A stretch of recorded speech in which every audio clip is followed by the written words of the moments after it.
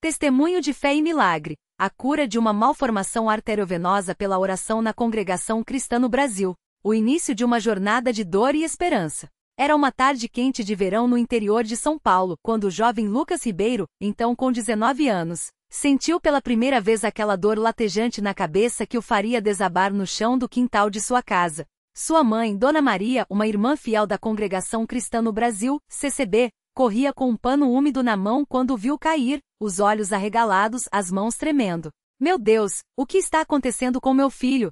Ela gritou, enquanto o irmão José, um cooperador da igreja, que por coincidência divina passava pela rua naquele momento, entrou correndo no portão. "Irmã Maria, calma. Vamos orar", disse o irmão José, ajoelhando-se ao lado de Lucas, que gemia de dor, as veias do pescoço saltadas, o rosto pálido como cera. Dona Maria, com lágrimas escorrendo, segurou a mão do filho e começou a clamar: "Senhor Jesus, tem misericórdia. Não deixes o mal tocar neste jovem." Mas a dor não passava. E o que começara como uma simples enxaqueca se transformaria nos dias seguintes, em um pesadelo médico que abalaria a fé de toda a família. O diagnóstico que abalou a família. Após horas de espera no hospital público da cidade, os médicos, com rostos sérios, chamaram Dona Maria e seu marido, seu Antônio, para uma sala reservada. O neurologista, um homem de óculos e voz monótona, apontou para uma ressonância magnética projetada na parede.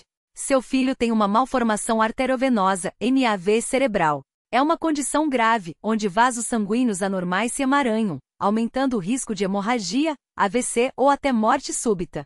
Dona Maria sentiu o chão sumir debaixo de seus pés. Morte súbita. A palavra ecoou em sua mente como um martelo. Seu Antônio, um homem forte, de mãos calejadas pelo trabalho na roça, segurou a esposa pelos ombros, mas seus próprios olhos brilhavam com lágrimas contidas. "Tem tratamento?" perguntou ele, a voz trêmula.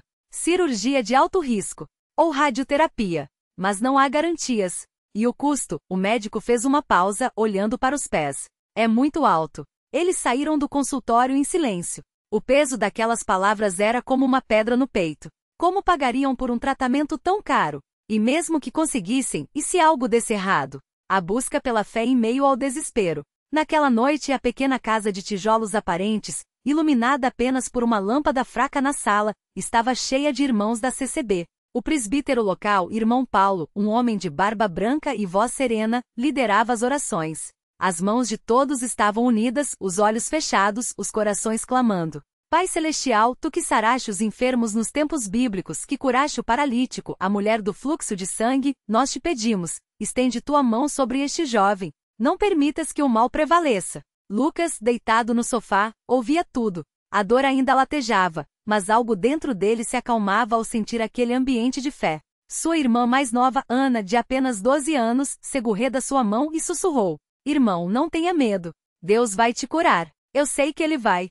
Mas Lucas, apesar de criar-se na igreja, sentia um medo rastejando em seu coração. "E se Deus não quiser me curar?" Ele não ousou dizer em voz alta, mas a dúvida era como um vermes corrompendo sua fé. A decisão: confiar em Deus ou nos médicos? Nos dias seguintes, a família foi bombardeada por opiniões. Alguns irmãos da igreja diziam: "Deus é o médico dos médicos. Não precisamos de hospitais." Outros, mais pragmáticos, insistiam: "Filho, você precisa operar. Não brinque com a vida." Uma tarde, enquanto tomavam café na cozinha, seu Antônio olhou nos olhos do filho e disse: "Lucas, eu não vou te forçar a nada. Mas lembra do que o irmão Paulo sempre diz: Deus age como Ele quer, na hora que Ele quer. Se você quiser tentar só a oração, nós vamos apoiar. Mas se quiser fazer o tratamento, também vamos estar ao seu lado." Lucas ficou em silêncio, olhando para a xícara de café preto. Por que Deus permite que coisas assim aconteçam? Ele não tinha resposta. Mas uma coisa sabia: sua família não o abandonaria, não importa o que acontecesse. A noite da grande oração, um clamor que chegou ao céu. Foi marcado um culto especial de oração na CCB da cidade. A notícia se espalhou, e irmãos de congregações vizinhas vieram apoiar. O salão, normalmente cheio, estava lotado. Velhos, jovens, crianças, todos de joelhos clamando. O presbítero regional, irmão Mateus, um homem de voz potente e unção visível, subiu ao púlpito e disse: "Irmãos, hoje não é um culto comum. Hoje é uma batalha espiritual. O inimigo quer roubar a vida deste jovem, mas nós não vamos permitir. Vamos orar com fé, com autoridade, em nome de Jesus." E então começou. Não eram orações tímidas. Eram clamores, gritos de guerra espiritual, mulheres chorando, homens com as mãos levantadas, crianças repetindo: Jesus cura! Jesus cura! Lucas, no meio da multidão, sentiu algo estranho. Uma paz sobrenatural invadiu seu ser. A dor, que antes era constante, começou a diminuir. E então sumiu. Ele abriu os olhos, surpreso. Onde foi a dor? Levou a mão à cabeça, esperando sentir a pulsação que o atormentava há semanas. Nada. Glória a Deus! Gritou alguém. Ele foi curado. Outro irmão exclamou. O salão explodiu em louvor. Homens abriam a Bíblia e liam. Pela sua chaga fomos sarados. Isaías 53, 5. Mulheres dançavam de alegria. Crianças pulavam rindo. Mas Lucas, ainda atordoado, olhou para o presbítero e perguntou: Irmão Mateus, será que foi só emoção?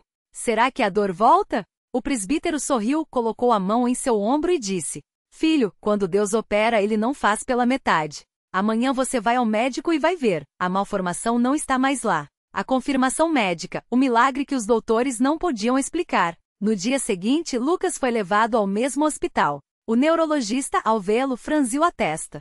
Voltou tão cedo? A dor melhorou? Sumiu, doutor. Completamente. Respondeu Lucas com um sorriso tímido. O médico revirou os olhos, claramente cético. Outro caso de histeria religiosa, deve ter pensado. Mas, por protocolo, pediu uma nova ressonância. Quando os resultados saíram, o rosto do médico empalideceu. Ele olhou para a tela, depois para Lucas, depois para a tela novamente. Isso não é possível. Murmurou. O que, doutor? Perguntou Dona Maria, o coração acelerado. A malformação arteriovenosa não está mais aqui. Os vasos estão normais. Não há sinal de nada anormal. Silêncio. Então Dona Maria caiu de joelhos, ali mesmo no consultório, e começou a chorar, agradecendo a Deus. O médico, visivelmente abalado, apenas balançou a cabeça. Eu não tenho explicação médica para isso. Mas parabéns. Foi tudo o que conseguiu dizer. O impacto do milagre na comunidade. A notícia se espalhou como fogo. Um jovem curado de MAV pela oração. Irmãos de outras cidades começaram a visitar a congregação local, querendo ouvir o testemunho. Lucas, antes tímido, agora falava com ousadia. Eu duvidei. Eu tive medo. Mas Deus mostrou que Ele é maior que qualquer doença, qualquer medo. Se Ele curou a mim, pode curar a vocês também. Muitos que estavam doentes vieram buscar oração. Alguns receberam cura instantânea. Outros, força para enfrentar suas batalhas. A CCB da região viu um avivamento. Cultos que antes tinham 50 pessoas agora reuniam 200. Jovens que antes se afastavam voltaram para a igreja. Famílias se reconciliaram. Até mesmo médico, semanas depois, apareceu na porta da igreja. Não para desmentir, mas para pedir que orassem por sua filha, que lutava contra uma doença rara. Eu não entendo como isso aconteceu, mas eu vi. E se Deus pode fazer isso por seu filho, talvez Ele possa ajudar a minha menina também. Disse ele com a voz embargada. A vida depois do milagre, um chamado para servir. Lucas não ficou parado. Ele sentiu um chamado para servir a Deus de maneira mais profunda. Começou a participar dos cultos de jovens, compartilhando sua história. Aprendeu a tocar saxofone para louvar a Deus nos cultos. E com o tempo tornou-se um cooperador, ajudando nas visitas aos enfermos e nas campanhas de evangelização. Uma noite depois de um culto, uma jovem chamada Rebeca, que também havia sido curada de uma doença após orações na CCB, aproximou-se dele. Lucas, eu ouvi seu testemunho hoje. E eu sinto que Deus está me dizendo para te agradecer, porque foi a sua história que me deu força para crer na minha cura. Eles trocaram sorrisos. E com o tempo, aquele encontro se transformaria em um namoro abençoado, com planos de casamento dentro dos princípios da igreja. Lições de uma cura que vai além do físico. Esse milagre não foi só sobre a cura de uma doença.